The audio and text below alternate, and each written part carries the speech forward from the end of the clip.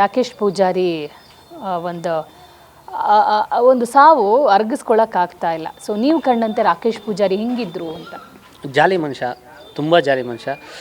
Cinema ನಾನು ಕುಲದಲ್ಲಿ ಕೇಳಿ ಯಾವುದು ಅನೌನ್ಸ್ ಆದಾಗ ಮುಹೂರ್ತಾದಾಗ ಒಂದು ಫೋನ್ ಮಾಡಿದ್ದ, ಆಲ್ ದಿ ಬೆಸ್ಟ್ ಮನು, ಒಳ್ಳೇದಾಗಲಿ ಅಂತ ಹೇಳಿದ್ದ. ಅದಾದಮೇಲೆ ಒಂದು ಜಿಮ್ ಅವನು ಬಾಡಿ ಎಲ್ಲ ಮಾಡ್ತಿದ್ನಲ್ವ, ನಾನು ಕೇಳಿದೆ ಪ್ರೋಟೀನ್ ಮಗ ಹಿಂಗೆ ಯಾವ ಇದು ಏನು ಮಾಡೋದು ಅಂತ ಅಂದಾಗ ಸಪ್ಲಿಮೆಂಟ್ರಿ ಜಾಸ್ತಿ ಹಾಕ್ಬೇಡ, ಸೈಡ್ ಎಫೆಕ್ಟು ಇದು ಈ ಥರದ್ದು ಹಾಕು ಚೆನ್ನಾಗಾಗುತ್ತೆ ಬಾಡಿ ಹಿಂಗೆ ಅಂತ ಹೇಳ್ತಾ ಇದ್ದ. ಅದಾದಮೇಲೆ ರೀಸೆಂಟಾಗಿ ಚಾಂಪಿಯನ್ಶಿಪ್ಪಲ್ಲಿ ಒಂದು ಉಗ್ರ ನರಸಿಂಹ ಸ್ಕಿಟ್ ಮಾಡಿದ್ದು. ಅವನು ಮಗನ ಕ್ಯಾರೆಕ್ಟ್ರು, ನನ್ನ ತಂದೆ ಕ್ಯಾರೆಕ್ಟ್ರು.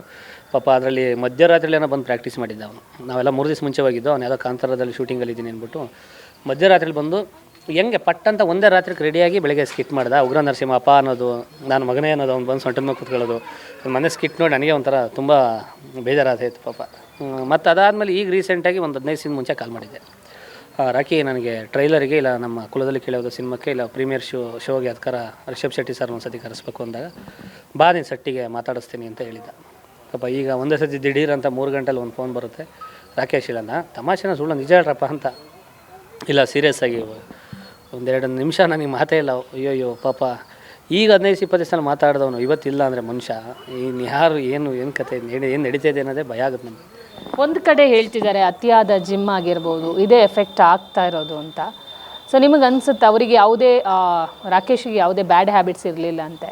ಸೊ ಆದರೆ ಜಿಮ್ಮಿಂದ ಈ ಥರ ಆಗುತ್ತೆ, ಹೆವಿ ವರ್ಕೌಟ್ಗಳೇ ಕಾರಣ ಆಗ್ತಾ ಇದೆ ಅಂತ ಒಂದಿಷ್ಟು ಅದು ಅಂದರೆ ಎಕ್ಸ್ಪರ್ಟ್ಗಳು ಹೇಳ್ತಾ ಇದ್ದಾರೆ.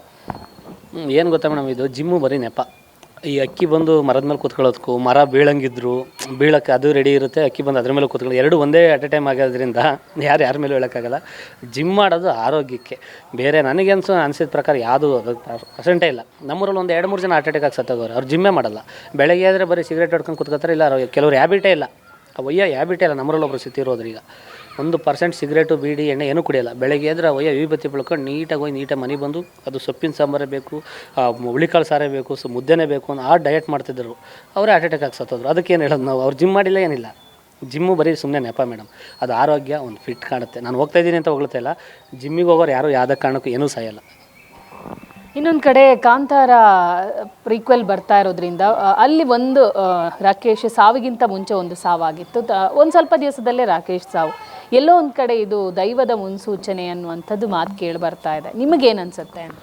ನನಗೆಲ್ಲರೂ ಹಂಗೆ ಹೇಳ್ತಿದ್ದಾರೆ, ಇದು ನಿಜನ ಆಯ್ತು ಸುಳ್ಳ ಈ ಥರ ಆಗಿರ್ಬೋದಾ ಅಂತ. ಬಟ್ ನಾವು ಕಣ್ಣಾರೆ ಕಂಡಿಲ್ಲ, ಅದು ದೈವದ್ದು ಅದು ಹೆಂಗೆ ಏನು ಕತೆ ಅಂತ ಗೊತ್ತಾಗಲ್ಲ. ಬಟ್ ನಮ್ಮ ಮನೇಲಿ ನಾನು ಹೇಳೋದು ಒಂದೇ, ಹಣೆಯಲ್ಲಿ ಬರ್ದಿದ್ದು ಇಷ್ಟೇ ದಿವಸ ಪಾಪ ಅವ್ರು ದೇವ್ರು ಕರ್ಕೊಂಡಿದ್ದಾನೆ. ಒಂದು ಯಾವುದು ಗಿಡದಲ್ಲಿ ಒಂದು ಹೂ ಚೆನ್ನಾಗಿದೆ ಅಂದಾಗ ಭಗವಂತನಿಗೆ ಇಷ್ಟ ಆಗುತ್ತಂತೆ, ಅದು ಪಟ್ಟಂತ ಕಿತ್ಕೊತಾನೆ. ಗೊತ್ತಿಲ್ಲ ಅದು ಯಾವಾಗ ಹೆಂಗೆ ಅಂತ, ಅದಂತೂ ನಾನು ನಂಬಲ್ಲ ಮೇಡಮ್ ಅದಂತೂ. ಸೊ ಅವ್ರಿಗೇನಾದರೂ ಆಸೆ ಇತ್ತಾ ನೀವು ಮಾತಾಡ್ಕೊಂಡಿದ್ದಾಗ? ರಾಕೇಶ್ ಅವ್ರು ಏನಾದರೂ ಹೇಳಿದ್ದಿದೆಯಾ ನನಗೆ ಈ ಥರ ಆಗಬೇಕು, ಅಥವಾ ನನ್ನ ಮನೆ ಈ ಪರಿಸ್ಥಿತಿ ಹಿಂಗಿದೆ ನಾನು ಈ ಥರ ಮಾಡ್ಕೋಬೇಕು, ಇಂಥದ್ದು ಏನಾದರೂ ಕನಸುಗಳನ್ನು ಬಿಚ್ಚಿಟ್ಟಿದ್ದಿದೆಯಾ?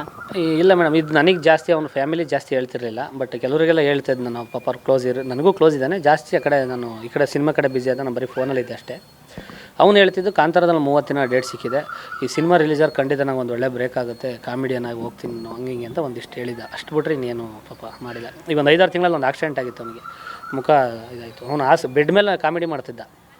ನಿನಗೆ ಮುಖ ಫ್ಯಾಚರಾಗಿ ಏನೋ ಇದು ಹಿಂಗೆಲ್ಲ ಆಗಿದೆ, ನೀನು ನಗಾಡ್ತಿದ್ಯಲ್ಲ ಮರಿ ಅಂದೆ. ಬಿಡೋ ಮಗ, ನೀನು ಜೀವನದಲ್ಲಿ ಇನ್ನೇನಿರುತ್ತೆ, ಏನು ಸತ್ತ ಹೊತ್ಕೊಂಡೋಗಲ್ಲ, ಜಾಲಿಯಾಗಿರ್ಬೇಕು ಅಂತ ಹೇಳಿದು ಆಸ್ಪತ್ರೆಯಲ್ಲಿ ಕಾಮಿಡಿ ಮಾಡ್ತಿದ್ದ ಅವನು. ನನಗೆ ಆಗಲೇ ಅನ್ಕೋತಿದ್ದೆ, ಬಿಡಪ್ಪ ಒಳ್ಳೆ ಗಟ್ಟಿ ಜೀವ ಚೆನ್ನಾಗಿರಲಿ ಅಂತ ನಾನು ಅನ್ಕೋತಿದ್ದೆ. ಓಕೆ. ಸೊ ಕೊನೆಯದಾಗಿ ನಿಮ್ಮ ಸಿನಿಮಾ ತಂಡದ ಬಗ್ಗೆ, ಡೈರೆಕ್ಟರ್ ಆಗಿರ್ಬೋದು, ಪ್ರೊಡ್ಯೂಸರ್ ಆಗಿರ್ಬೋದು, ಆರ್ಟಿಸ್ಟ್ಗಳಾಗಿರ್ಬೋದು, ಹೀರೋಯಿನ್ ಇವ್ರ ಬಗ್ಗೆ ಹೇಳೋದಿದ್ರೆ? ಹೀರೋಯಿನ್ ಮೌನ ಗುಡ್ಡೆಮನೆಯವರು ತುಂಬ ಚೆನ್ನಾಗಿ ಸಾಥ್ ಕೊಡ್ತಿದ್ದಾರೆ. ಈ ಸಿನಿಮಾದಲ್ಲಿ ಒಳ್ಳೆ ಆ್ಯಕ್ಟಿಂಗ್ ಮಾಡಿದ್ದಾರೆ. ಸೀರಿಯಲ್ ಬಿಟ್ಟು ಬೇರೆ ಏನೋ ಒಂದು ಮಾಡಬೇಕು, ಅದನ್ನು ಸಿನಿಮಾದಲ್ಲಿ ಮಾಡಿ ತೋರಿಸಿದ್ದಾರೆ.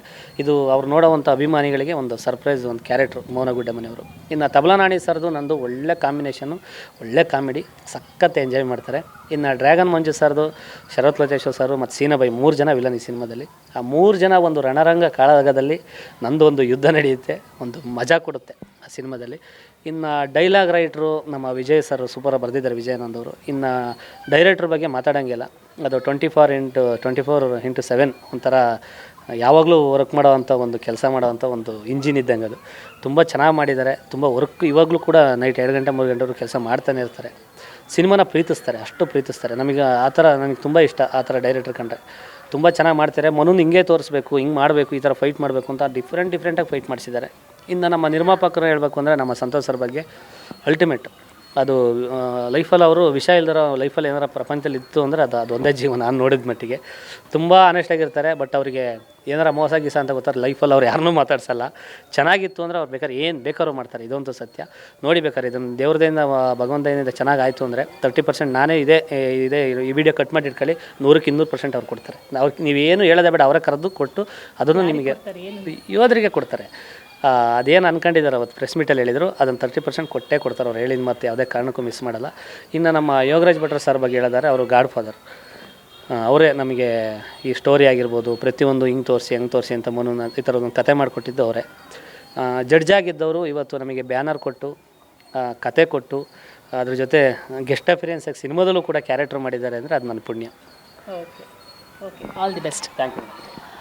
ಕಾಮಿಡಿ ಮೂಲಕ ರಂಜಿಸಿದಂಥ ಮನು ಇದೀಗ ಸೀರಿಯಸ್ ಆಗಿ ಸಿನಿಮಾ ಇಂಡಸ್ಟ್ರಿಗೆ ಎಂಟ್ರಿ ಕೊಟ್ಟಿದ್ದಾರೆ. ಸಿನಿಮಾದಲ್ಲಿ ಸಾಧಿಸಬೇಕನ್ನೋ ಛಲ ಅವರಲ್ಲಿ ಕಾಣ್ತಾ ಇದೆ, ಅದನ್ನು ಅವರು ಹೇಳಿದ್ದಾರೆ ಕೂಡ. ಇದರ ಜೊತೆಗೆ ಸಿನಿಮಾ ತಂಡದ ಒಂದು ಪ್ರಯತ್ನ ಆಗಿರ್ಬೋದು, ಸಿನಿಮಾ ತಂಡ ತಗೊಂಡ ನಿರ್ಧಾರ ಆಗಿರ್ಬೋದು, ಈಗಾಗಲೇ ಪ್ರೇಕ್ಷಕರಿಗೆ ಮೆಚ್ಚುಗೆ ಆಗಿದೆ. ಕ್ಯಾಮರಾ ಪರ್ಸನ್ ಸಂದೇಶ್ ಜೊತೆ ದೀಪಿಕಾ ಪವರ್ ಟಿವಿ, ಬೆಂಗಳೂರು.